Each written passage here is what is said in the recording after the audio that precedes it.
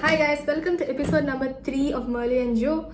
This time it's going to be a bit different. We have a collection of 3 short stories. It's going to be a bit scary, yeah, and I think it's appropriately named Are You Scared? It is. Now, this 3 short stories we have collected from our family, from our friends, and some of them even came from the community and on the page which we have in Facebook. We thank you guys for submitting the stories, and we hope this trend keeps on rolling. So, Angela, what is the first story? First story. Okay, so I'll let you know from where I got to know about this. Okay, so it's from a friend of a friend of a friend. So before I get into the story, right, I'll give you a bit of a context of where this takes place. This is in Kerala and in the district of Kottayam. Kottayam is, those who have been there will know, it's a very forested area. It's got acres of rubber plantations, and in these plantations there will be houses, and these houses, because it's spread over a large area, these plantations, these houses, they tend to be isolated when they're placed within these plantations as such. So now that you know that, let's get on to the story. This story is of a small family of 4, a father, a mother, and their 2 daughters. All 4 of them lived together in a lonely house inside a huge rubber plantation of theirs. It was the night of the new moon. The village myth was that on the nights when the moon takes its full form, the Devi Pratishta in the village temple comes to life. She leaves her altar to observe her devotees and returns to her place before the morning dawns. On the same night, the father had to leave the house for a business meeting. He couldn't avoid it. As the night fell, the mother and both the daughters decides to sleep together on the floor of the ground floor living room. The time was 12. The 3 of them were fast asleep. The eldest daughter woke up to the sound of faint anklets. It grew louder and louder, as if someone was approaching her from behind. She laid still, clutching the blankets tight, paralyzed in fear. She pinched her mom to see if she was awake. Her mom whispers, "I am awake and I know. Don't move, close your eyes." The figure continues to walk around them, when it suddenly stops right near their heads. All 3 of them were awake now, and the breathing had stopped as the figure stopped moving.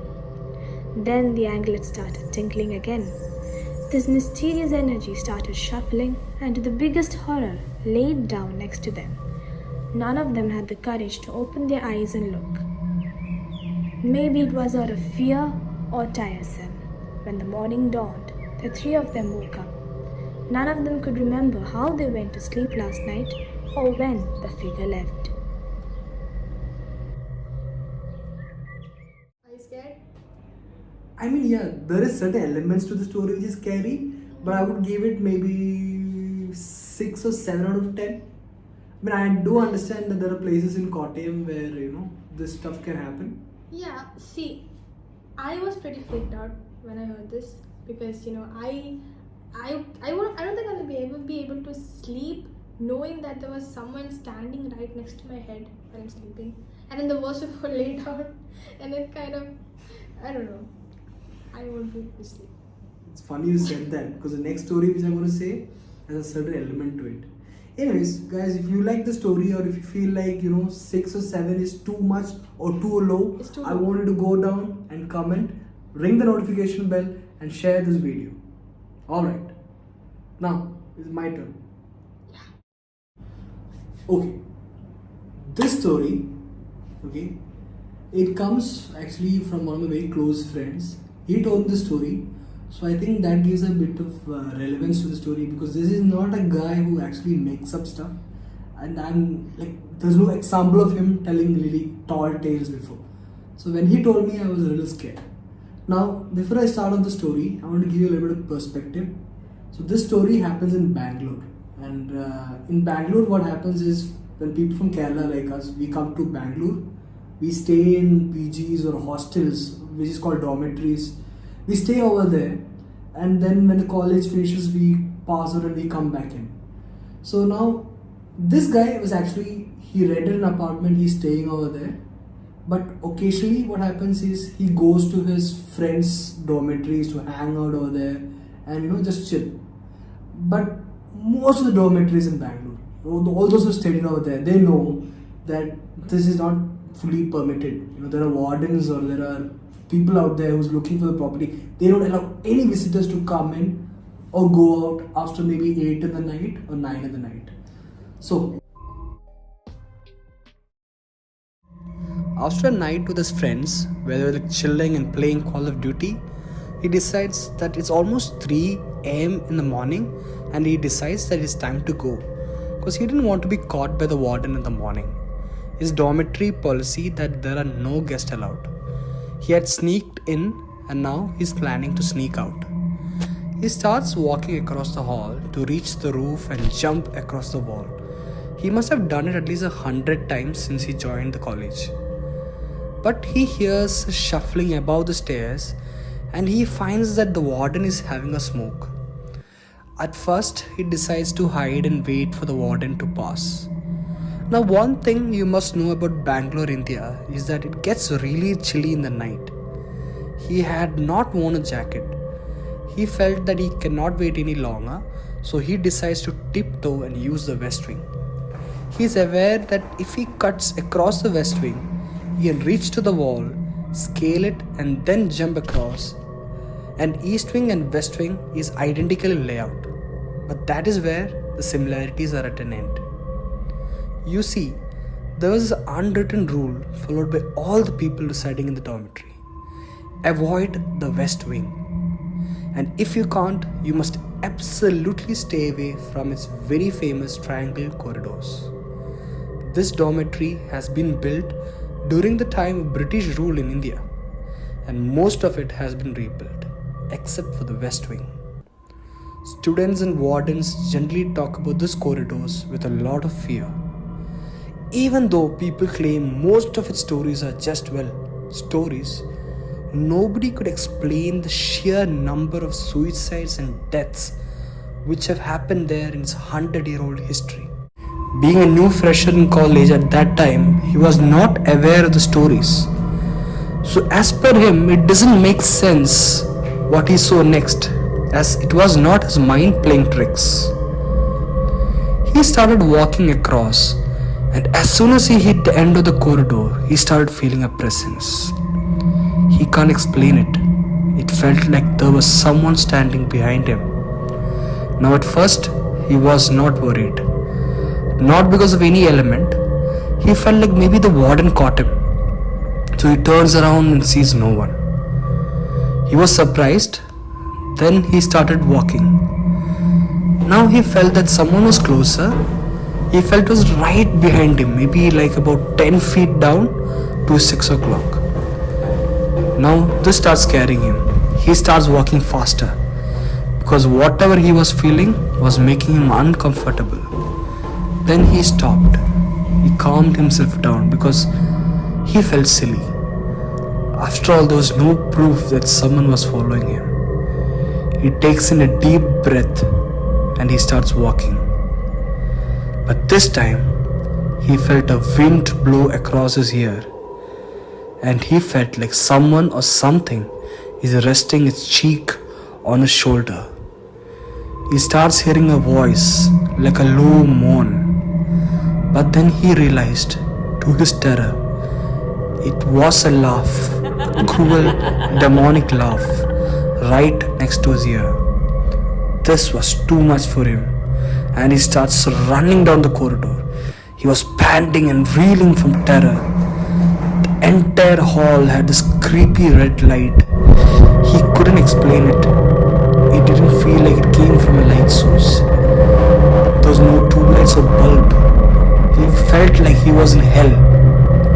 Finally, he reached the wall, starts scaling it, and finally jumps across.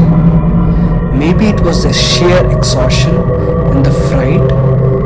All he remembers is that he felt faint and he collapsed. He doesn't remember anything further. Next day morning, he wakes up in the warden's office. warden explains to him that he was found unconscious. Now he had no choice but to explain to the warden about the events of the night. Now in the middle of him narrating this terrifying incident, warden actually stops him. He was like, "What do you mean West Wing? You live just outside in the corridors of your friend's room. And you must know that West Wing has been boarded up for repairs." Now, the warden and my friend, they both stayed silent. It was as if the warden realized that he was telling the truth. So, you would admit that is creepy. It kind of struck me that he got lighting, really good lighting in the corridor without actual bulb. And That is true. We struggle for good lighting and background, as you can see. Anyways, how much do you score out of 10? I'll give it a solid 8. Oh yeah. Because of the red. Because of the red line. Moving on. All the way from New Delhi, this happens in a call center. And I have heard a lot of things from call centers. People just, giving random calls, really annoying. But I know they're doing their job. But this is a creepy. This is a creepy one. And let's get on to the story. Of India is known for its ever-buzzing and always moving crowd. This story takes place in a call center situated in the heart of the city. The call center had taken up on a couple of new recruits. Amongst them was a siren girl named Asha. Asha came from a middle-class family. She was always on time for the work, showing up at 9, leaving at 6. She always left and came on time. She had arranged a cab which picks her from and drops her to the office at the same exact spot. After around 2 months' time, suddenly Asha stopped showing up to the office. No one knew where she was, as she barely spoke to anyone. Days passed and became weeks, and soon enough it became 2 weeks. She was called multiple times on her cell phone, but it kept showing unavailable status. As a last resort, Asha's manager requests her cab driver to inquire at the spot where he usually drops her. The driver agrees and gets off at the place where she is usually dropped at. Soon enough, he found her house and rang the bell. It was Asha's mom who opened the door. She started trembling when hearing the driver's inquiry of Asha's whereabouts. Her mom burst into tears and started crying. She said that Asha had passed away on the same day she was supposed to join her new job in a tragic car accident. The driver reported back to the office what had happened. The company checked her call logs and found that all the calls only had the customer's voice recorded, and there was no sign of Asha's voice. No, that was pretty scary. I think this is one of the story where there's actually tangible evidence, right? I mean, the call center recordings. Yeah. Those are tangible evidence. That is creepy. I have to say, I think this is the best story of the lot. I would not find. This was pretty scary, but I also think that the Bangalore one was pretty creepy as well. If you like documentary style true crime videos, I would want you to go press that button over there. That is going to take you to the Cecil Hotel video. Thank you. And we have one on our stage count. Yeah, that as well. Yeah. So, good night. Good night.